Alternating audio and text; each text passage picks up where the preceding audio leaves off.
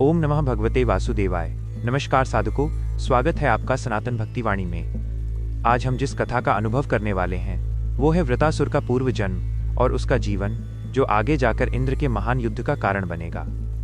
साधकों, क्या आप जानते हैं कि वृतासुर का जन्म केवल असुरों के कुल में नहीं हुआ था? उसका जीवन पहले भी कई जन्मों से चलता आ रहा था। आज हम जानेंगे कि उसके पूर्व जन्म में कौन कौन सी घटनाएं हुई और कैसे उसका अहंकार और लालच उसे असुर बनाता चला गया। वृतासुर पहले एक असुर कुल में जन्मा। बाल्यकाल में ही उसकी बुद्धि तीव्र थी, लेकिन अहंकार भी असाधारण था। उसका मन ज्ञान से अधिक लालच, क्रोध और अहंकार की ओर झुकता था। साधकों, बाल्यकाल किसी की भी जीवन दिशा तय करता है।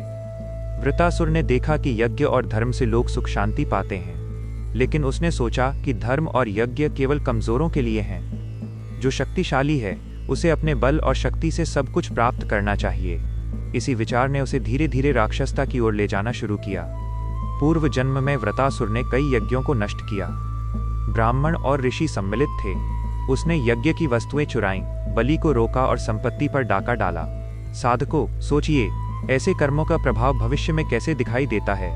इसके कारण उसका नाम आसपास के राजाओं और देवताओं के बीच फैल गया। सभी ने उसकी निंदा की, लेकिन उसका अहंकार बढ़ता गया। वो अब केवल अपने लिए सोचने लगा था और दूसरों के अधिकारों का उल्लंघन करता रहा।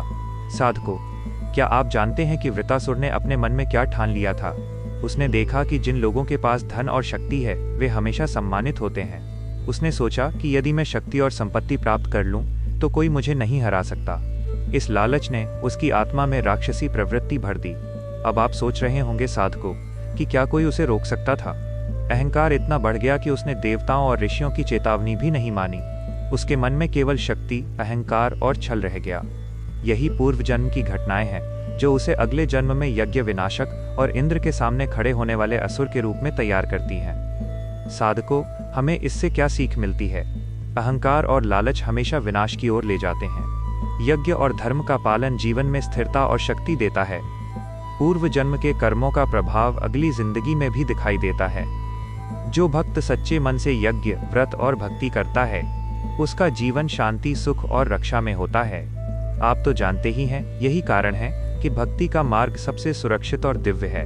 यदि आपको ये कथा भावनात्मक रूप से प्रिय लगी तो वीडियो को लाइक करें, अपने प्रियजनों के साथ शेयर करें, कमेंट में लिखें हर हर महादेव और सनातन भक्ति वाणी को सब्सक्राइब करें। कल हम श्रीमद् भागवत पुराण के 7वें भाग में प्रवेश करेंगे। ओम नमः भगवते वासुदेवाय।